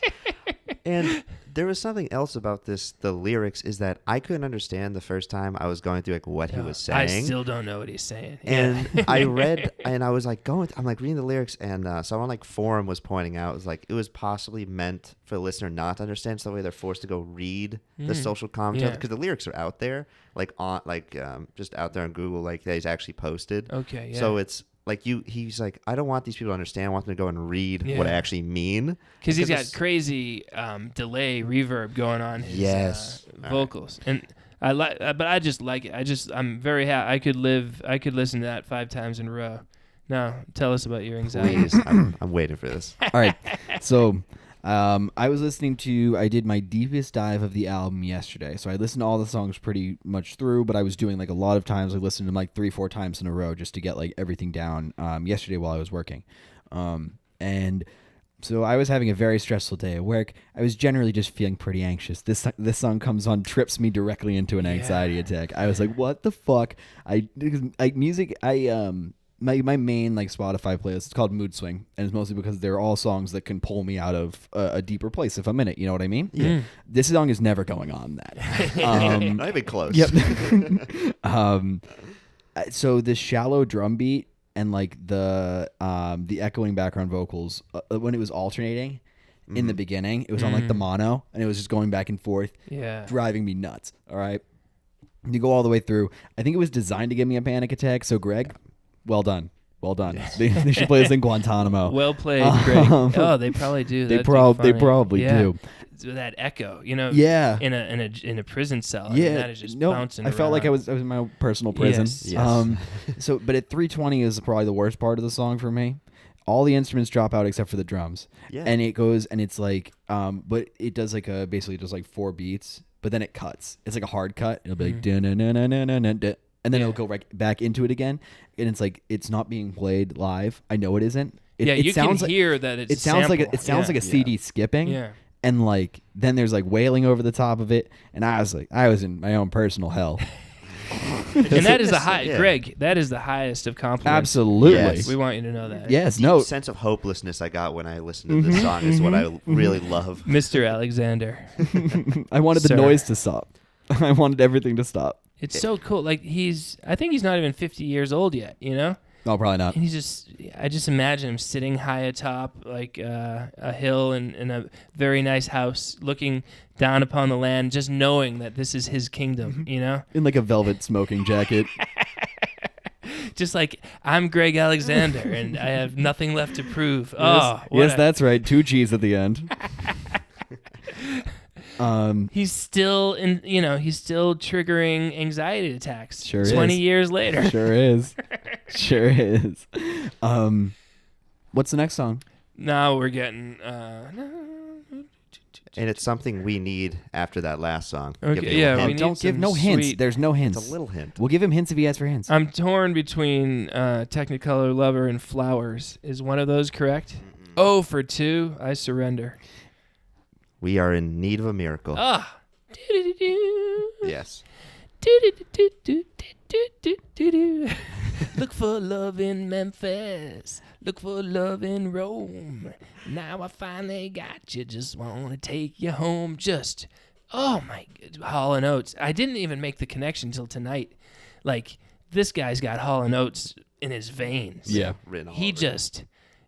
That Rock and Soul Part 1 Greatest Hits compilation, that's all I listened to from 1984 to 1997, and then boom, this album came out. That's what happens. And I mean, In Need of a Miracle is gosh darn miraculous, guys. It's a miraculous composition. It is. Yeah. It was extremely refreshing to me. Yeah. Partially based on the previous song, but also, I mean, it's definitely lighter hearted. It's the piano is like da-na-na-na-na-na, like as it goes into the like I'm in need of a miracle. Is so perfect. Like it sounds like a jingle for for someone trying to sell me like toothpaste. Yeah. It's like a He toothpaste could be a jingle writer. Honestly, Yeah. I think he could be. Yeah, I mean, you look at Barry Manilow, who wrote a lot of like just this kind of genre of pure pop perfection, and before, like he wrote the Allstate or what's the jingle? What's the Allstate jingle? You're in good hands. Well, anyway, there's a jingle that's still happening to this day that Barry Manilow wrote in like 1970, and he's collecting so much money every time it plays on the radio or TV or whatever. But like this guy is so good. I cannot, as a great songwriter, I am as the writer of the Rich Shirt and Leave Poop song. Don't you forget it. Rich knows. I can say Fred locks his doors every night because of you. I can say without question that this guy is so good, and he didn't need to make another album. He didn't need to. He's like just there, and he could. He totally could. But yeah, so In Need of a Miracle, think it's time you tell me where you stand. Oh, like every line is like a perfect hook. That's literally one of my notes was that exact line because I love that vocal crescendo is gorgeous. It was silky smooth, like the slight strain in his voice as he's transitioning up was just into the chorus was great. The other thing I love was we were talking about earlier was because I'm in need of a miracle, but not the main one, like the backing vocal, like the kind of echo just felt so silky smooth overlaying his own voice was just like this song is so incredible and it was a great break from the chaos and despair of the last one. It felt like have you guys seen like obviously the lo-fi like girl like doing like studying? Have you seen that before? No, I don't know. It's just a calm like it's drawing. like it's like a type of music. It's very lo-fi. It's usually just like a kind of like a rap beat or like a hip hop beat. But it's like super reduced. Yes. Like very staticky, and it's basically designed to just like it's good for like it's a good like study music. Nice. Yes. So that is thank you, Anthony. Yes, that is exactly what I was going for. Was I just felt an extreme amount of peace following with that last song. So yes. So what, Greg? You knocked it out of the park yet again. Well done, Greg. I mean, you're batting. Kudos. Like, you're batting like 980 right here, Greg. If only we were around in like 1999, or we might have kept going. If we wrote a glowing review like this, I know about this him is then, what he needed because frankly, a lot of the reviews I read were just like kind of like, yeah, it's got Get What You Give, and the rest of it. Like people seemed a little baffled by the rest of the album, and maybe understandably. A few like contemporary reviews were like it's this strange mix of incredibly accessible pop music with like weird like counterculture like lyrics and that don't even necessarily go together. But I think that in the long run that makes it more compelling and interesting. Sound wise, like I don't know, it's hard for me to tell. I don't like. Yes, it sounds late 90s. Yes, but not in a way that like dates it, sort of, you know? No, it's more just it's not trapped in the era. It's just a product of the era. Yeah, like in a way that a lot of, especially 80s albums, like there's some 80s albums, I'm sorry, like I recognize the composition is good, but the production, I can't, my ears will not accept. Like which ones? You go ahead and call people out. Oh, like we're not above it. Brian Wilson's. Oh, I mean, come on, that was dated like 2 years later. Brian Wilson's album from '88. Self-titled, just like the horns, it's just every bad idea. Basically, the worst 80s albums were done by guys who were good in the 60s. Yep. They kind of lost their groove. And then some hotshot producer. I mean, McCartney, I think Tug of War is a real good album, but then like Press to Play, which that came out in like 86, and it's just like they just didn't know what to do. All they had to do was keep doing what you're doing, Paul. I mean, but he's like, no, I want to be hip. Yeah. Yes. And it's like, have you seen this Michael Jackson guy? Oh yeah. Say. It's pretty. Is rough. But anyway, you don't get that in this production here. No. I mean, it's just it's of its time. It's professionally produced, but it still maintains its own thing, you know. So that's all I'm saying. Did you feel as though I should have said this the last song, maybe even Brainwashed too? Did you feel that was kind of a halfway point at the album? Not, I mean, literally it is, but in terms of sound and also the mess, like because before this, it's a lot of like I feel like kind of sad like songs, and after this, it feels like you have Technicolor Lover. I just said lyrics. It's fine. My apologies. I think he knew it. I knew it was so, but you have the songs going forward that are happier and more upbeat, and like I feel like give maybe not more upbeat, but give a better message, more like positive. Yes, message. for sure. Yeah, that like exactly what you said. Yeah, and like it's a little less weird and subversive and whatever, and it's just like great songs and fun. And even Church on Sunday is like sad, but it's not sad and like a devastating. It's strangely uplifting. Exactly. Or did I say Sunday? Monday. Church on Monday. Yes. Yeah. And I think it means, I saw one of your notes. We'll get there, but I think it means you're lonely because like no one's praying, no one's coming to church on Monday, right? Yes. Like It's- the day after the day. We'll sort get there of. because Yeah. I did not understand. I had some basically like a dual interpretation of it, and it Okay. would basically just come down to whether Greg returns my phone calls or not and answers my question. Like, is that a phrase or did Greg make it up? That's what Well, you know. now like, I know he's Jehovah's Witness. I was raised Catholic, so it was Sunday for me. Right. What is it, Monday for Jehovah's I don't Witness? think so. I don't know. Maybe I'm not well cultured. I doubt it. Okay. But I don't know. I don't know. Okay, right. so what were we just talking about though? Which We one? were just on In Need In of a Need of a Miracle. Miracle. What So, is the yeah. 9th song? Technicolor Lover. Yeah. No. Oh, Actually, Flowers. wait, you Ooh. misled you it. tricked You No, me. misled him. no. I said I was just going through the album. I All didn't mean. right. Is Flowers? No. Oh, I'm done. What Gotta is it? stay high. Oh yeah, yeah. That I don't. I've never done drugs. I've never had a drink of alcohol in my whole life. I'm Mr. Square. Good for you. Dork. That's not square dork. And That's responsible adult. Thank you. But, and so like, I think like drugs, singing about drugs in songs, not even because I don't do them, just because it feels hacky, you know? It's hacky to me too, It's and like, I do both. Oh wow, a song about drugs, like yeah. But when Greg does it,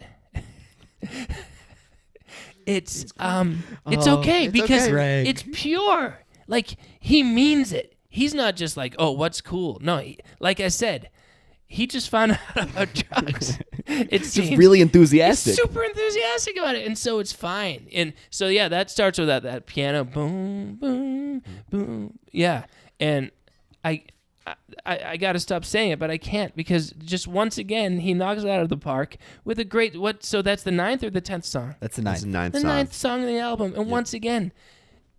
Why is nobody talking about that? Like, people on the streets should be talking about this today. Like, people be like, how about track 9 on maybe Brainwashed 2? Like, and just high-five each other. Because, You mean the national anthem? yeah, seriously. the let's start a campaign. I think we could do it. We'll bring them out of hiding. Our national anthem sucks. No, that's not even like it. That's not even an unpatriotic take. We just have a weak national anthem. You've heard the Russian national anthem? That gets me jazzed. That gets me ready to go to war, dude. We just gotta stay high. He goes for those high notes. He certainly does. Wow, way to go. He swings. The I noticed one thing lyrically about this. Like I said, I'm not the biggest lyrical whatever, but I did go through. I read through the Genius for all of these, and they in this particular one, he ends each verse with like, "I just ran to get high," and then he does that for the first 2 verses, and then he takes like 3 verses off. This is a weird like actual song structure one. Yes, And it like is. he takes like 2 or 3 verses off and doesn't say that at the end, and then at the very last one he said, "You just got to stay high." And it's like to me it seemed like he was trying to convince himself out of it. It's like he's getting high to escape feelings. Basically, that's basically the whole message of the song. It's just like, I just don't want to feel anything, so I'll just stay high.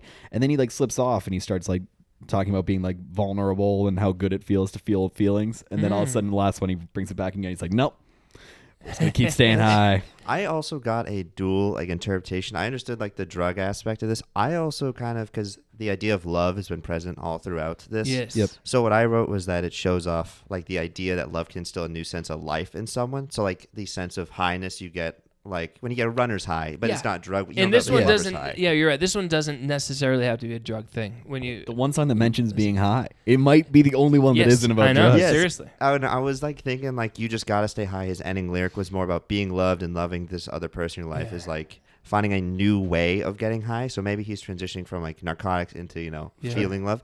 That's a personal interpretation. That's all we got. That's all we got. So because of Greg. That's Yes. right.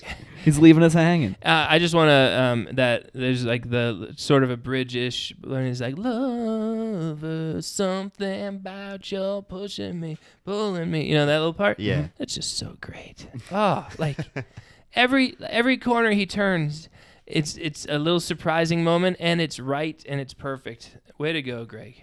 Well done. Once again. What's next? What is next? Is it Technicolor Lover? It is. got it. That's Yeah. correct. You got So it. now, I thought all this time with the velvet hair, and I looked at your notes. One of you wrote about the velvet colored hair. So the line is, if you touch, My big. that's the. I Yes. always thought not that it was any better. I always thought I got more there if you touch me there, It's because like, it would rhyme with hair. Nope. Yeah. I'm you like, were looking big. at my notes. If you were looking at the next was bullet looking- point underneath, it says ew. Period. Yeah, it's Very very gross. even Greg. if it was if you touch me there, it's still ew. But I mean, throw in big, it's like double ew. She asked me where to get that velvet colored hair. I said I got lots more somewhere. If you touch my big. And once Yeah. again, someone in the studio, one of the engineers, like, "Hey, Greg, do you want to reconsider?" He's like, "Nope, nope, I do not want to reconsider." You got a That's song the line. you got a song that's musically pretty well put together. We could actually We maybe can get- sell this one Yes. to people. They might actually like it. He's like, "What can I can't talk about my penis though. I'm not allowed." All right, fair. Okay. Fine. I'm pretty sure until listening to it for this podcast, I listened to it on my headphones a lot more than usual, and I'm listening, and I always thought it was horns. I'm pretty sure it's just him going like, burr, burr, burr, burr, burr, Oh, the Oh, burr, yeah. burr. I didn't think know that's that. just Are you talking him. at the start, like the kazoo-ish Yeah, sound? yeah. I was like, what is... I had that in my notes, like, it's a kazooed voice. I'm like, what is this? It's either kazoo or just him literally making that Yeah. noise. and so, like, listening to it on a stereo, I don't know, like, I thought it was just some horn or something, but, and I could be wrong. That's for sure a voice. Okay. No, Yeah, that is for sure. I had to 100% a replay voice. that. I was like, I was just listening to it and I was like, damn. Yeah, that's a voice for sure. Yeah. So I just love his approach, because like even that it's like, all right, and right here I'm gonna make this noise that anyone else would hire a trumpet player to do, you know, and that's what that's probably part of what distinguishes it from you know other albums of the time, and people probably weren't, especially mainstream musicians weren't doing as many wacky things like that. Definitely. No. Yeah. And this is one of the times where it also comes up, the distorted electric guitar towards the end, Yeah. last minute, once again. Yes. And it kind of gives me like a sense of like and he goes on to talk about Flower Child in the next one. Kind of gives me a sense of like psychedelia, like Yeah. 70s, like that Yes. started distortion type Yeah. sounding. And I don't know, just really like brought me back, gave me kind of like a rough edge to the ending of this song. Yeah. So He loves the 70s. You can tell he just loves the 70s rock. Yeah. But leaning onto that pop side, he can't help. You know, it's kind of, for me, it was my parents listened to Wish 99.5 here in Boston in the car, and so I had no choice but for Hall & Oates to infiltrate my mind. You know. And I think Greg and I had a similar experience in that way. I don't know, but that's what I hear. And like I said, same with Ben Folds too. Like those 90s Ben Folds albums, like I love them, and I think it's because Ben and I were just we couldn't help it. Like that music was around, and it just, I think about it playing music around my kids. You know, I'm like, I'm ruining you guys for the rest of your lives because these songs are gonna, you know.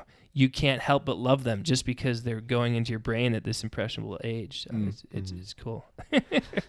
So I think this song might be about drugs. It has to be. Technicolor Lover? In some regard. Yeah. Well, you throw in the Technicolor thing, which is, you know, I guess hallucinogenics. Sure. Yeah. Yeah. That's kind of the first association I made. So yeah, I don't even know. I mean, the velvet colored hair thing. I don't know what's going on. But no. it seems like he's introducing the girl into the next song, which is about drugs, which has drugs in it. I was just gonna say what I it's thought. got to be about tripping, because if not, I have no idea what's going on. came with roller this song. skating into his life, right? Yeah. Yeah, hippies roller skate, right? Yeah, that was a thing. Sure Yeah, did. I mean, there's that song, a poppy song from the early 70s. I got a brand new pair of roller skates. You got a brand new key by Melanie. It's called Brand New Key, and it's super catchy. Yeah, so just another great. I mean, there's no filler on this album. Yeah, I don't really. think so either. Okay, so then we go into Flowers. Sure Yes, do. we do. The 11th. What did you think about this one, Andrew? This one to me was one of the more lyrically dense ones as well. I mean, maybe not meaningful ones, but it just had a lot in it. Yeah. So whenever I was looking at the lines, our lives, they're 9 to 7. Why aren't things wild? You said you was a flower child. So he feels as though he was misled by this girl who was like wild, and now she's turned to this mundane, like I imagine like a suburbia, like mom or office worker that she is. Like kind of reminds me of like you ever seen the music video to 1985 by Bowling for Soup? No. It's a Is that basic. Soccer Mom one? Is it that song? Or no? It's No. basically where this Stacy Madonna. Yeah, like where this girl was like super like in 1985 she was like really like punk, yeah. you know, like, and she lost her like youthful energy. Yeah. So to me, like this song is kind of, he's been like lied to from his perspective. Yeah. Like, oh, I thought you were wild. Turns out you're just like this boring. Yeah, you your know, mom girl. and dad's victory at one point, he says in the Yeah. song too. Yeah, in that- Exactly. So it goes Yeah. more into that, and it also feels like it's from his perspective. So it might be his lack of maturing, or his Yeah. like girlfriend's loss of what she loved doing when she was young. So yeah, Yeah. that was my perspective at least. And I mean, just the soaring melody. Our love is real as the flowers we smoke to get high. Like, again, the drug thing, but Greg gets away with it. It's amazing. Yeah, it's the second to last song. It's up there with all the others. Way to go, Greg. This one to me. So I grew up in. This was kind of my wheelhouse. So my first few CDs and stuff like that were a lot of these like alt rock type things. So like, as soon as I heard this song, I realized that like almost every CD that I had when I was younger had a song like this that was sort of in it. Yeah. Like very similar sounding, at least it's just usually like a last half of the album, like right before the close type. Because it does have a very similar sound to me. And this is a super deep cut because like the first CD I ever had was 9 Days. They did like the Story of a Girl song. Yeah. And this sounds just like If I Am, but from that, and no one's gonna know that reference. And if you do, you gotta give this video a like. Those are the rules. We're gonna end up with 0 likes from that. I don't even know why I was going ahead and panning for likes with that exact quote. But for that reason, I liked it. Is it did have a nostalgic feel. Also, I mean, it does like, and this is something where, and I'm sure you can speak on this just as much as I can, but I realized it kind of recently in that, like, since no one buys CDs don't exist anymore, no one listens to albums straight through, they don't do fade outs and fade ins. Mm-hmm. And like, that's something where I was listening to this all the way through and I was like, this is like prime CD era. And like, I mean, obviously it was the same way for records and everything like that too, because you wouldn't want like a hard stop in any of the music when you'd be listening to something all the way through. Yeah. But as soon as I heard that, like as soon as I heard this song fade out, and I was like, yep, I've never heard this song before, but I've heard this song before. Yeah, it's on my you know Walkman. what I mean? Yeah. And then I like it downer, or it's not super downer, but I like a slow ending, like easing out of an album like that. And Church on Monday is it is so good. Oh my God. So it's like it's it's even got a churchy, with like that the way the piano is at the beginning, it almost feels churchy in a certain way, but just like this is a great composition. Everything about it, lyrically, melodically, the chords. I think it's just perfect. Great way to end the album. And so, like I said, I think it just the metaphor is that he feels empty. He feels empty. Much like a church does on Monday. You're feeling empty. Yeah. That's what I think it is. All right. Oh. So that's the one thing that I didn't. I actually took it in two separate directions, and they're close to that, but I didn't actually go like a church on Monday. I feel empty. I said the churches were crying on Monday because they aren't getting attention for a whole nother week, Right. or because they aren't getting money for a whole nother week. And those are the two things that I put together, and I was like, I don't really think either of them are right. It goes back to the bankruptcy. but and empty makes more sense now. Empty makes more sense. Yeah, and you feel it, just everything about it. Yeah, but I mean, everything. The guitar solo midway through is like, a little 2/3 of the way through. It's just so good. Mm-hmm. Just like again, I mean it. Like you go down to the store to buy the paper, and you should be like, as you're buying it, like, how about that Church on Monday? Great song, and then you buy the paper. Like, there's the line in here. There's actually a few. There's like a full whatever. Not really a full verse, but it's so do me a favor, baby. Put down your new God. Love me like Sunday again. Is her new God a man, or is it actually about faith? Because I was trying to do some research into this, and there's no one does a lyrical analysis of this song. So people were saying, but I did find one guy who was going through it, and he's like, yeah, it's about her faith, but I couldn't tell if it was just about faith or if it is like. I think it's about a man. I think it has to be, right? I think so, because he also references hiding underneath, like, inside her bedroom as the new God's entering. Like, he's almost, like, scared. Like, she's either cheating on him and he's trying to find out, or he is fine. Like, she's like, hey, hide. Like, my boyfriend's coming. Like, he's been duped or something like that. And there was the line, it's like, now I don't like candles because they make me see the light, is a line that I can only interpret as spiritual. Yeah. I do love that line. But, It's a like, great line. I can't stretch that into a metaphor about a dude. I don't even know where to pull that from. It'd be such a stretch for me. Like, you're the to light do. of my life. I don't Andrew, even know. Stop it. Can I should have looked up the lyrics. I thought it was "Do Me a Favor, Baby" and "Put Down Yonder Guard." Oh. And like that's what I've been singing Greg along going, for 20 Ye years. old English on it. Like, I don't even know if that makes any literal sense, but that's what I've been until I read your Google Doc this morning, and I was like, I'm way off. Yonder Like, guard. but this Yonder guard. now I need to have a song that uses that phrase. I think you "Yonder do. guard." Yeah, I'll Have you do thought that. about it in Old English? I'll do it create tomorrow. Create an Old English persona. Yeah. No, well, I'm just finishing up an album, one of my no jokes, more serious albums. So I'm going to I'm going to very hard try to remember "Yonder Guard" tomorrow when I'm writing I'll shoot you a lyrics. text. Yeah, seriously, send me a reminder about 10 a.m. tomorrow. So yeah, I can't interpret the lyrics too much, except just to say that they feel right from start to finish, and I don't know, I don't know how many people have covered this, but it's not enough. You know, I feel like this is like as good as "Get What You Give" is. This one feels a little like deeper, just like and just flawless composition, and like Jennifer Hudson she's a singer, right? Yeah, she is. Yeah. She could do a heck of a great cover of this song, I think. Yeah, she might be able Jennifer. Yeah. Hit us up, dog. Jennifer, please. What you waiting for? The one thing with this whole album is it is when I go back, and these guys are listed on every one hit wonder of the world in the 90s of all time, Yeah. like every single list that VH1 MTV so puts out. insulting. But to list them in with like, you know, one hit wonders generally considered it an insult. Would you say? A little it bit. depends on how you take it. I think I mean, they're obviously like everyone. I think everyone has one song that's more popular than the rest. Yeah, but it's kind of like you're calling them a has-been, sort of. But Yeah, no, you know definitely what I has mean? been. Definitely Yeah. has And he been. made the choice to get out of the music industry. Yeah. So I think it's, And like a true one-hit wonder should have an album with the great hit song, and all the rest of it should be garbage filler. I You know agree. what I mean? I agree. Yes. I'm sorry to interrupt, though. No, What no, were you but saying? that's more what I was saying, is that my impression when I first came into the album is that it's this one song and then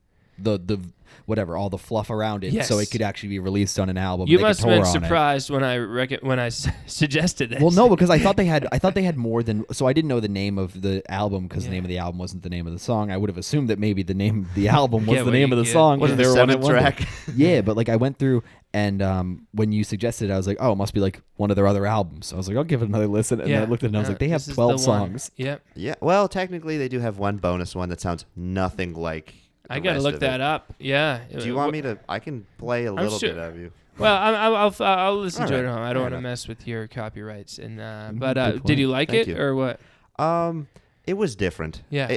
It was very high energy, Mm. and it was made for the Japanese audience was very into like Because it was very only hard released in rock. Japan. It was only released on the Japanese audio CD, so it was all English, but it was just one extra track for Japan only. And I tried to buy one for this just to have. Yeah. And it was like $75 and wasn't going to ship until like late October. I was like, that's a Wow. little too late for me. That's But I can interesting, only yeah. find 2 of them out there. Black market item. Yeah, honestly. So and we should also say, so then it's for what when you read about the guy, it's like then he wanted to just go into behind the scenes songwriting and producing. Yeah. He writes little bit of this, little bit of what the Game of Love. Yeah. He's the writer. Santana and Michelle Branch. And I love that song. Oh, it's such a good As soon as song. it came out, and I didn't know for a while that it was him. But then when I realized it was him, I'm like, well, of course it's him, because it's got that like confident melody, like you're in the you're in the hands of a master. Your nice strong hands. And the nice strong hand. Greg's strong hands are just guiding us through that song, and we're like, I trust you, Greg, and he doesn't let us down. That song is so good. Yeah, like, that's no. one of my favorite songs of all time. And talk about guilty pleasures. I'm humiliated to admit this to you guys, but I love that song. There's no humiliation Okay. there. No, Thank you're you. in good No company. shame How about You're in good appreciating company. music? Because that was Please tell me why was one of like the first times I'd heard it. Don't you come around no more. It's good to have someone who has actual talent on this podcast. Oh my God. Because then there's me, and then there's you. Outside the door of your candy store. Oh, it's perfect. It was a nice, refreshing bit because I hadn't heard that song in what I felt like was probably a decade. So I'm glad it came back. Greg, thanks again. So Greg gives us that, and then and just here and there he pops up a little bit. I mean, no major hits after that he was responsible for, but who knows? He could be using pseudonyms.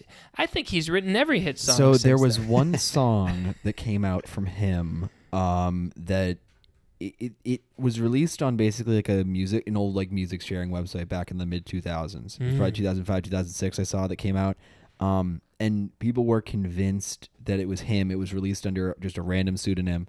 It was like one song, and people started listening to it, and they listened to the lyrics and the vocal inflections. They were like, "We think that's him." And then they went and they looked up like some of the songwriters that were listed on it or something like that, and they were like affiliates of him. So they were like they connected dots, and then the song disappeared. No one's heard it since. Wow. No one's heard of anything. Were you able to dig it up? I was not.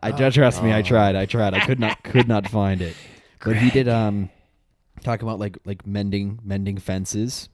He wrote a song for Handsome, which is great. That's good. In 2004, they're all friends again. They said he was a little weird, but a cool guy. Like that was like verbatim. They were like, "Yeah, little weird, cool guy." You don't want Greg to be normal. Absolutely not. No. I don't want Greg Alexander, the accountant. Yeah. There was another member of the band was basically like two people and then like a rotating cast of, I don't know, studio musicians. So it was Greg, and then Danielle Brisebois was the other one.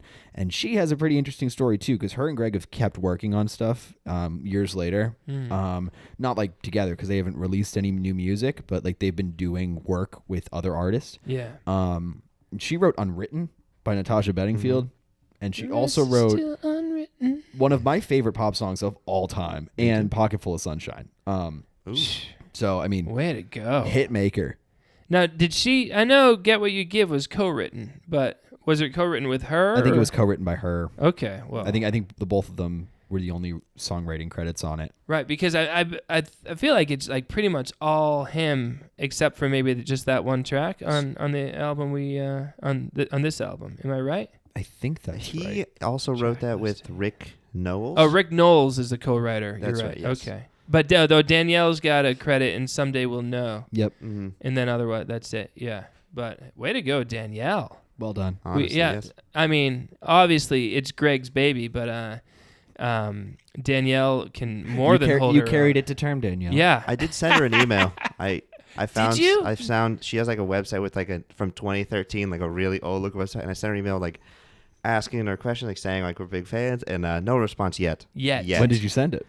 I sent it like Wednesday. It's almost time for a follow-up. Wednesday, Thursday. Yeah. Yeah. Just following up. And if anything happens, I'll let you all know, honestly, because I'm curious. Cause I asked her some like leading questions. It was really fun. Celebrities love to be repeatedly harassed, and I think we should do her that. I mean, she's not a major celebrity by any means, though. So I bet she's not getting harassed. I was going to say, I'm not a celebrity, though. I'll send so her the like, podcast. Matt, what's it like being a celebrity? And do you find it annoying when people harass? I mean, clearly not, because you give them your phone number. Yeah. Well, that's the thing. Other than Greg, I don't believe any celebrity who claims that they don't want adulation or attention. It's like, what do you like? It's great if someone likes your work and tells you about it. That is the best. I mean, come on. I'm so bad that like I've written reviews of my own albums. I'm not joking. Under Fat Marley. Under pseudonyms. Yeah. I haven't published them, but I mean, my buddy Tom and I, we were a songwriting duo. We would just write like a critical analysis of our own albums and just like mail it to each other, just as pick-me-ups. It's like, well, this imaginary character liked our album, so yeah, I love it. If anyone showed any interest, in analyzing my albums, I'd be super happy. Sydney DeLorean, please do this podcast. All right, so yeah, that's where I'll give Sid a brief shout out, because I think she deserves it. And that, so Sid and I met when like our other podcast that we host is called Reality Wagon. Reality Wagon started was me watching Bret Michaels' Rock of Love TV show, Yeah. and saying vile things about Bret Michaels and how much of a douchebag he was. Will be. And we bonded over our love of Rock of Love. But I didn't realize that she was so close with Matt, who I just happen to know from. I know Matt specifically from the Toucher and Rich show, which is like a local sports show in Boston, which is hilarious. It's one of my favorite programs ever. And they do a little skit called Racehorse or Bad Local Band. Yeah, and I'm the bad local band. And so proud, by the way. I mean, like, I'm being mocked by Toucher and Rich. Yes! Dude, that's my goal. As long as if I could be on the same level as like the faster guy. I love the something faster like guy. that. The faster guy is so great. But like, well, one thing like to think about, like, what does it cost to run an ad on the #1 morning show in Boston? And the answer is probably a lot. Yeah. And they've done like 10-minute segments just playing my songs and talking about my songs, and it's like the value of that is huge, Yeah. you know, and like people are discovering me because of that, and so it's great. You How know, I discovered you. yeah, That's why you're here right now. And so naturally, I write the Rich Certainly poop song, and he diarrhea. So yeah, it's great, and as an independent guy who I don't have the budget to advertise. I got to figure out like sneaky ways to get noticed, and so I do a lot of songs about celebrities and just trying to get on people's radar. And it's been my full-time job for almost 4 years now, which is pretty fantastic. But it could all come crumbling down at any moment, and so I got to stay scrappy and do everything I can to be noticed. If two strangers invite me to their apartment to talk about an album, I mean, I was saying to my wife, I'm like, this, if you wanted to kidnap me and kill me, I mean, this is the way to do it. Podcast isn't over yet. Then now for the grand finale, Matt. Andrew, bring in the gimp. Yeah, but this has been great, and it feels like maybe this is the beginning of the renaissance for new radicals. Like right here, and right now, we're reminding people that this amazing album came out in 1998. Is that right? That's 98? correct. Late Amazing 98. album came out in 98. It's a gosh darn travesty that they're called a one-hit wonder. Don't call Greg Alexander a one-hit wonder. He's in every hit, and every song is a hit. Yes. That I haven't heard the Hanson song, but I bet you it's really good. It's all right. But I mean, this album is really good, and the more you listen to it, the better it gets, and there's a lot to reckon with. Like, it's a gosh darn dense journey, just musically, and then lyrically, it's off the wall, bonkers. It goes in like crazy, like subculture, kind of counterculture rage, and it goes to just like obvious, like Hallmark card, like triteness, you know? Yeah. And that's a wonderful range right there. So this is the moment. This is the moment. The first moment. I think it has to be. The national anthem changing. I think it has to be. It's going to be this whole album is our new national anthem. It's a 59-minute national anthem. It's probably less arduous than the one we have. Oh, that would be great. But yeah, so I definitely have an appreciation for this album in retrospect, and actually having gone through it now, I mean, like, and that's the greatest part about this, right, is that we have Matt in, who, I mean, for all things considered, was a stranger, now a friend of the program. Best Yes. friends. But like, even like my close friends and stuff like that, we don't really share a whole bunch of music tastes. Like, everyone's music taste is pretty different. It's all very unique and specific to you. So we had our friend Gray on, who talked about Stevie Ray Ray Vaughan's Sky is album, Crying. Sky is His Crying. tribute album. I'd never listened to Stevie Ray Yeah. Vaughan. That wasn't in my wheelhouse at all. And like, being able to listen to it after the fact and be like, damn, like, I never would have heard that. I'm telling you, I never would have heard this album if it wasn't for you. Yeah, well, Yes. and the thing is, when I hear someone talk passionately about any work of art, like, it gets me fired up. And Oh, I'm yeah. like, I want to hear that, you know, like, and suddenly, like, you're hearing it with new ears. So as we're talking about it, I'm thinking to myself, I want to listen to this album on the way home, even though I've been listening to it for 2 weeks. Just like, I'm fired up. I want to, like, a few of the things that you pointed out to me, I want to hear again. I want to hear the Yep, it's definitely a mouth kazoo. Oh yes, 100%. He's in like it feels like he's in a really sleek high tech studio, 100%. with engineers, and they're like, all right, roll tape.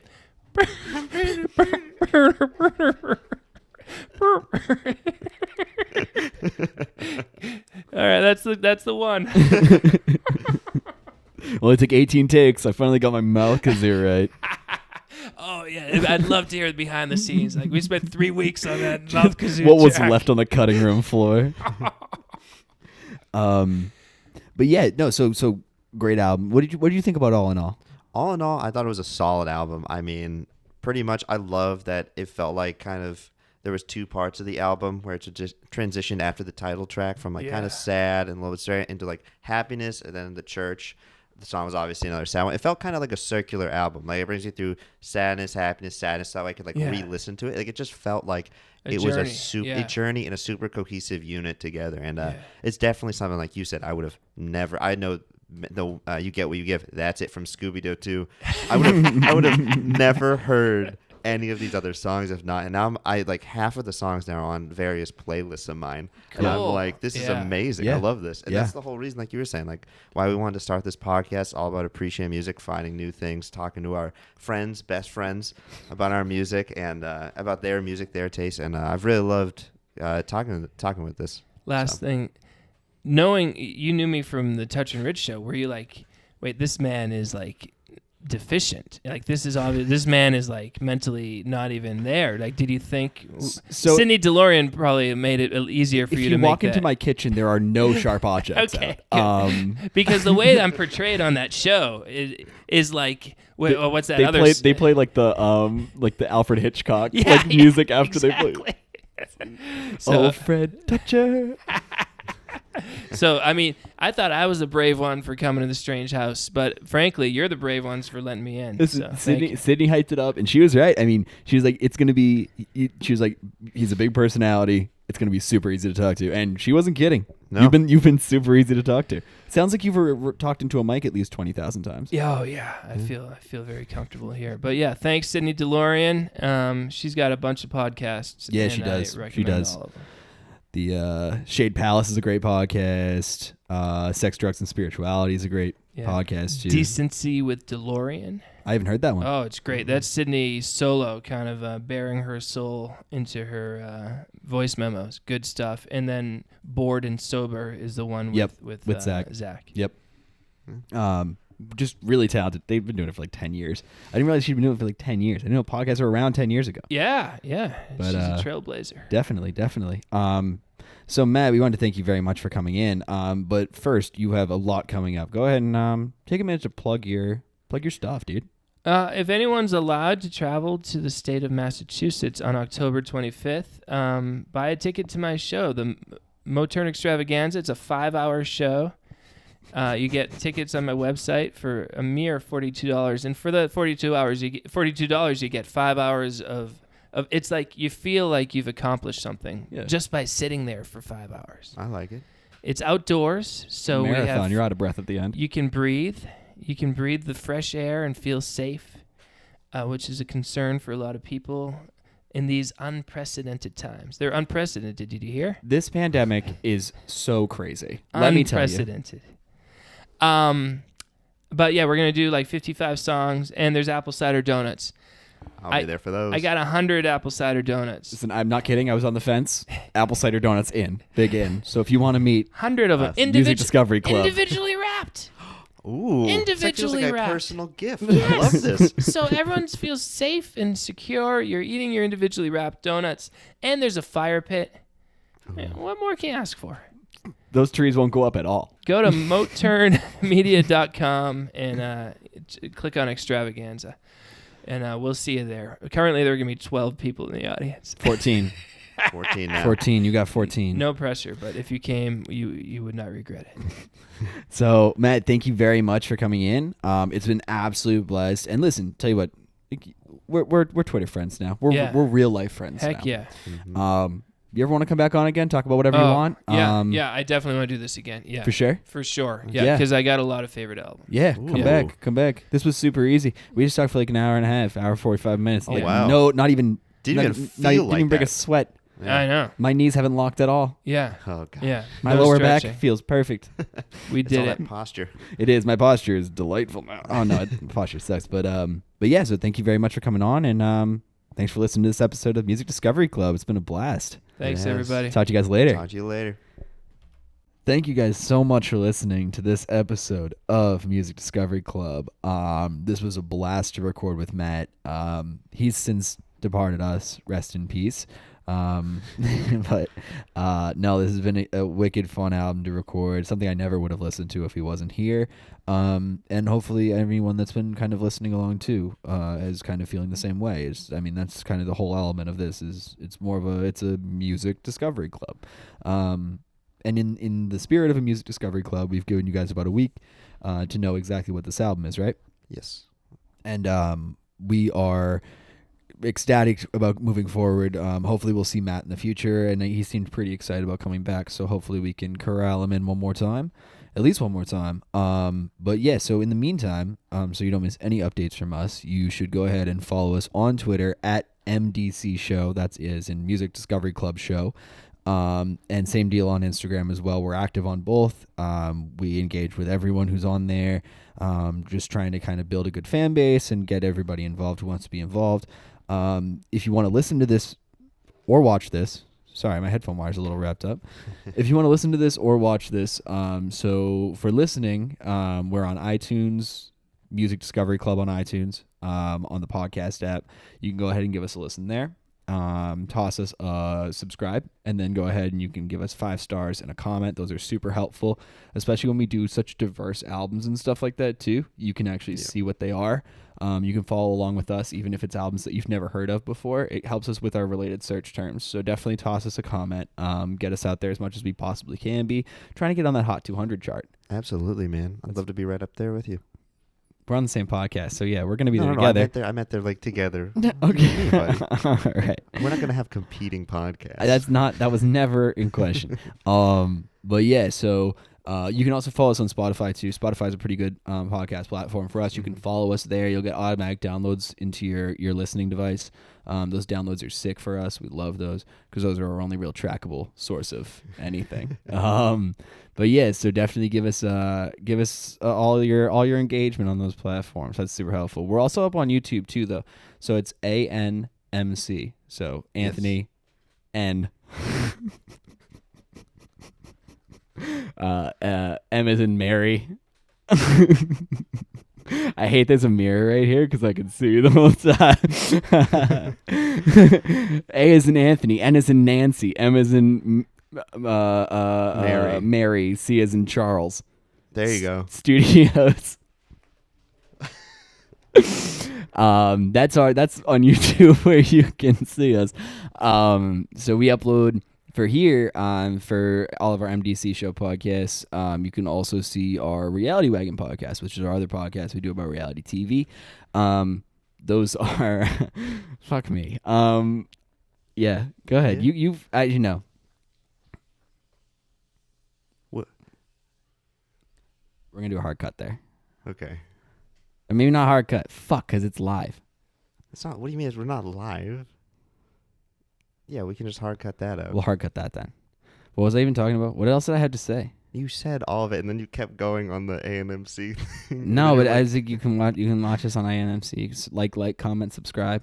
Do you want to redo this? No, not the whole thing. You fucking kidding me? No, that was gold, dude. Okay. First part was gold. Sure. ANMCs. Anthony. Anthony. That wasn't the bad one. The bad one was N as in. I know. I couldn't think of a word that started with N. Could have been like apple, like your actual name. No, A as in Anthony. That's a fine one. But it sounds like there's kind of N there, like Anthony. I don't know, like. Who is named Anthony? Dude, I don't know what people are naming their kids nowadays. I didn't know why you were laughing, but you were laughing at the not funny part. That is funny to me because you said it, and then why would you say your own name? That's not native. Because that's our studio is our initials. I know, but then you said M as in Mary. We don't have a Mary here. I could have done M as in McLaughlin. Fair enough. That would have been the same thing. That would have been the thing that would have had you on the floor laughing the first time. No, because Anthony sounds like just like a weird A name to say. It's my name. Yeah, I know. That's what I'm saying. It's the first thing that came to mind. Okay, can we finish this? Yeah, I want to be done. Please. But yeah, so where are we at? Okay. So yeah, definitely go ahead and engage with us on all those platforms. That's super helpful. Let us know what you think. You can tweet at us. You can shoot me a DM. I'm very active. One might say too active. My work might say too active. But yeah, definitely go ahead and engage with us there. It's been a blast, and we'll see you guys soon.